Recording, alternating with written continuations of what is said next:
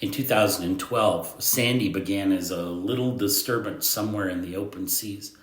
But soon she grew to the point where she caught the attention of the National Weather Service. She grew from what was initially described as a little disturbance to a tropical depression, then a tropical storm, and then to a full-fledged hurricane.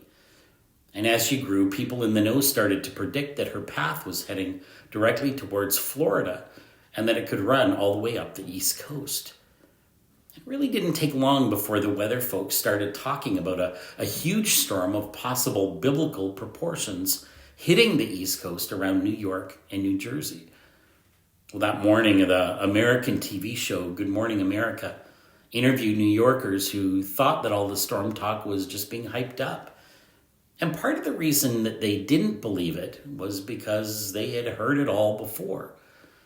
A very similar, overhyped hurricane, this one named Irene, turned out to be a non-event in New York. And because of that, there were just a lot of the people that were skeptical. And that's why one New York City family blew off the warnings to evacuate their house and their neighborhood. In fact, this dad was interviewed that morning as saying this. It says, the wind may be strong, the noise, the sound, but I don't really think it will be as bad as they say it's going to be. And many of the other residents of that community were in harm's way as well. And they made the same decision and decided to simply ride it out. And they had a choice, didn't they? They could listen to the experts or they could risk it. And you have to admit that people may scoff at the Weather Center's predictions by saying that really they don't know what's going to happen and they're only really guessing at best. But we need to remember that forecasters are often right. You know, the movie The Perfect Storm was based on a real storm that killed a lot of real people. Thousands of people failed to heed the warnings about Hurricane Katrina.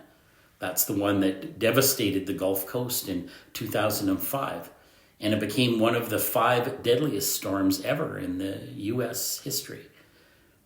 As it relates to Sandy, the New York City mayor at that time, Mayor Bloomberg, told the city's residents that, and I quote, if you refuse to evacuate, you're not only putting yourself at risk, but also the first responders, who will have to put their lives at risk trying to rescue you if you should need it. And in spite of all the warnings, there were a lot of people who thought that they knew better or were willing to take that risk. Well, when it was all said and done, Hurricane Sandy was labeled as Superstorm Sandy, actually a level above a hurricane.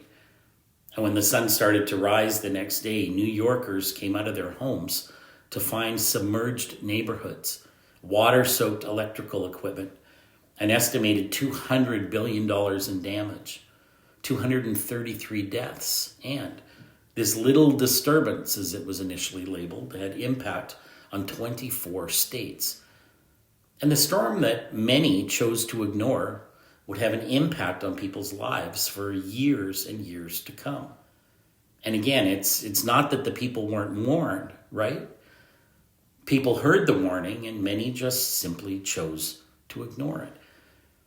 And with all of the circumstances that surround these types of natural disasters, there are always going to be people who ignore the warnings, and there are always people who find themselves ill-prepared when the storm eventually does hit them. And that story reminds me of the cautionary tale from Matthew chapter 14. If you have your Bibles with you, I'm going to invite you to turn to that chapter with me.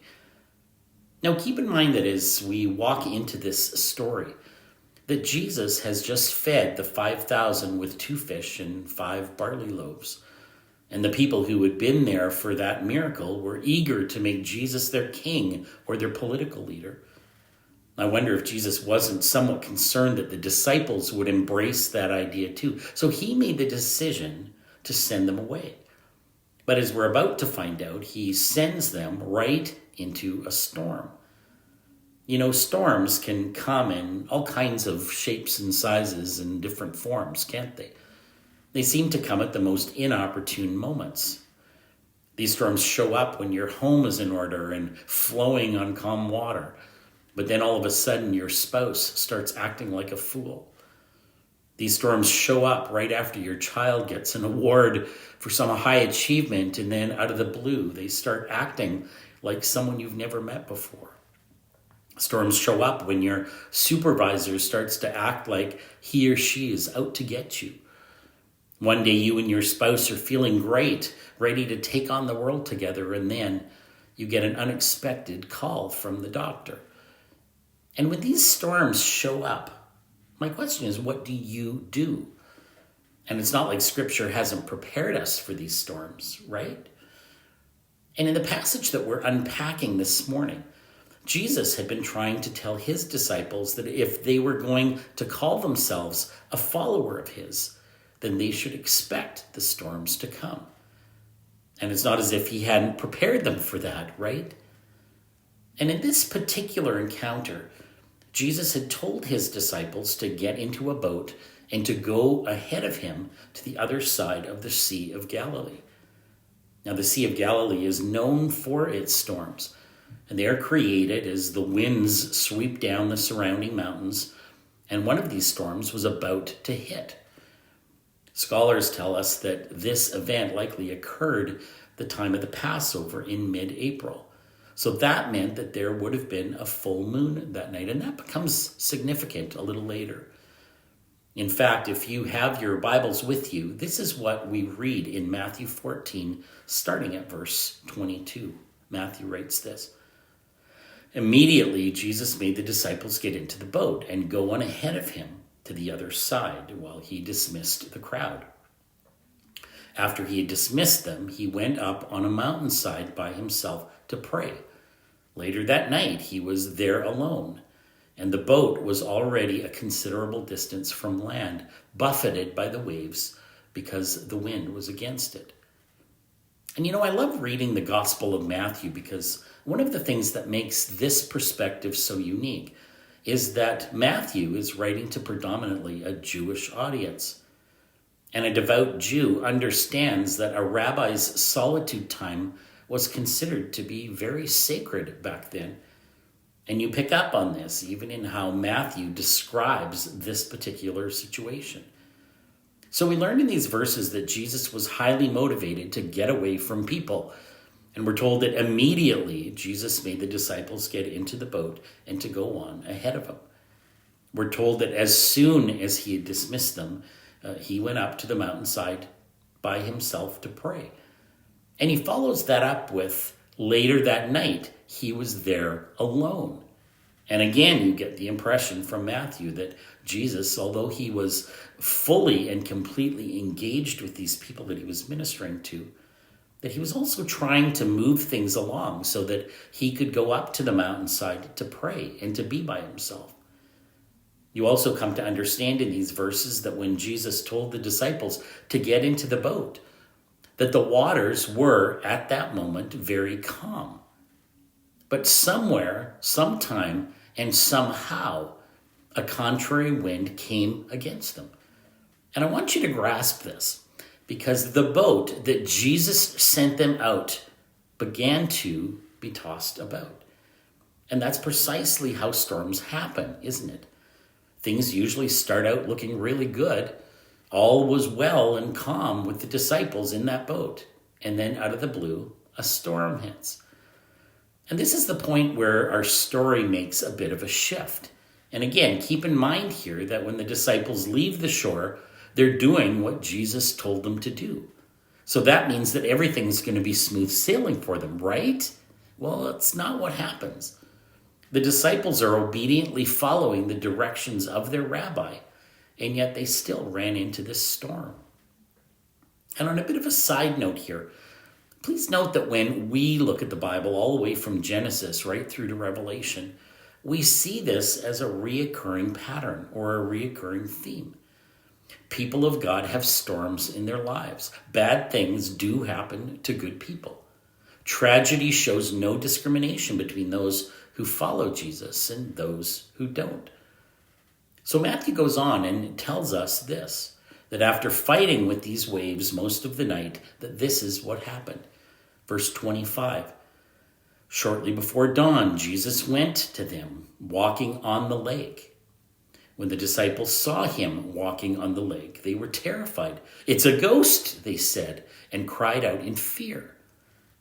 Now, in ancient times, night was divided into what they called 4 watches: 6 p.m. to 9 p.m., 9 p.m. to midnight, 12 midnight to 3 a.m., and 3 a.m. to 6 a.m. And since we're told that this miracle happened during the 4th watch, we know that Jesus went out onto the water to meet his disciples sometime between 3 and 6 a.m. And it's likely that as Jesus stood on the hillside in the light of the full moon, that he saw his disciples struggling and went to them in their time of need. And I really do love, again, what Matthew does here. And at a human level, this makes complete sense, doesn't it? Because one minute he's talking about these strong waves bashing against the side of the boat. And the next minute, the disciples are totally distracted by what they see coming towards them. One minute they're focused on their fear of drowning. And the next minute they're focused on their fear of what's coming their way. They were terrified and they cried out in fear. "It's a ghost," they said. It can't be anything of this world because it goes against the laws of nature. Walking on the lake goes against the laws of gravity. It has to be something supernatural because things of this earth just can't walk on the water. And it's interesting that the disciples weren't confused or puzzled, but the passage is incredibly clear. They were terrified. The passage says that they cried out in fear. It's bad enough that they had this storm to contend with, but now even that wasn't the worst of their problems. It's bad enough that they were stuck in the middle of this lake, unable to control the direction of their boat. But now they had something horrifying that was coming towards them. And then Jesus does what he often does. He calms their fear. In verse 27, we read this. Jesus immediately said to them, "Take courage, it is I. Don't be afraid." And I don't presume to know exactly what was going on in the disciples' heads at this particular moment. But I wonder if they had assumed that if it was Jesus telling them to get into the boat and to head across the water, that things would be safe. I wonder if they assumed that the waters would be calm and Jesus would simply meet them on the other side. A number of years ago, Monica had been out running some errands most of the day, and she got home around 3:30 or 4 p.m. She had asked me to run a couple of errands as well when she got back. We needed to drop something off at the post office, I think, and needed to pick up a couple things at Staples. And I agreed to do it when she got back home, and that's what I ended up doing. Well, to my surprise, about halfway to Staples, I ran out of gas. The tank was empty. I wonder how many of you can relate to this. And you should know that I am almost always the one that puts gas in our vehicle. But in that moment, I remember thinking to myself, if she knew that I needed to run these errands, is it not also fair to assume that she would have given me what I needed to do those errands? Or at least to have told me that we needed to put gas in the tank. But the answer to that is no. If it was my responsibility, she probably assumed that I would just look after it. But understand that I think we are that same way with God. Just because he asked us to travel down a certain road, or just because he asks us to take a certain job, or just because he asks us to do something for him, that doesn't mean that there aren't going to be storms along the way. I think that Jesus' words to the disciples represented exactly what they needed to hear in that moment. Take courage.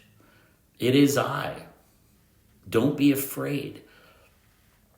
But then we come to this next section of the story, and it's often the part of it that we focus on. Starting in verse 28, we walk into this dialogue that Jesus is having with Peter. And it goes like this, verse 28. "Lord, if it is you," Peter replied, tell me to come to you on the water." "Come," he said. Then Peter got out of the boat, walked on the water, and came towards Jesus. Verse 30. But when he saw the wind, he was afraid and beginning to sink, cried out, "Lord, save me." Verse 31. Immediately Jesus reached out his hand and caught him. "You of little faith," he said, "why did you doubt?" And when they climbed into the boat, the wind died down. Then those who were in the boat worshipped him, saying, "Truly, you are the Son of God." So what do you think is actually happening here? You probably, like me, have heard all kinds of messages and sermons on this particular passage, and often they focus on how it's true Peter was the only one that did get out of the boat. And yes, Jesus did correct Peter, but I wonder if this intense interaction took place for the benefit of the disciples. Because keep in mind that they were watching this whole scenario play out. They heard Jesus invite Peter to step out of the boat. They watched as Peter lifted his leg over the side of the boat to likely lower himself down. They watched as Peter's feet didn't sink into the water. And I wonder what was going on in their heads in that moment. I wonder if this wasn't yet another defining moment for them. Jesus said in the Gospel of John, "Very truly, I tell you, whoever believes in me will do the works I have been doing, and they will do even greater things than these, because I am going to the Father." And we wonder, are those just words? Was Jesus just attempting to boost their confidence? I don't think so. He was telling them that whoever believes in him will do the works that he's been doing, and they will do even greater works than these. And here, Jesus isn't just telling them that with words, but he's showing them that with his actions. He's taking something that he was doing that left them terrified. It left them saying, "This is a ghost." It left them crying with fear.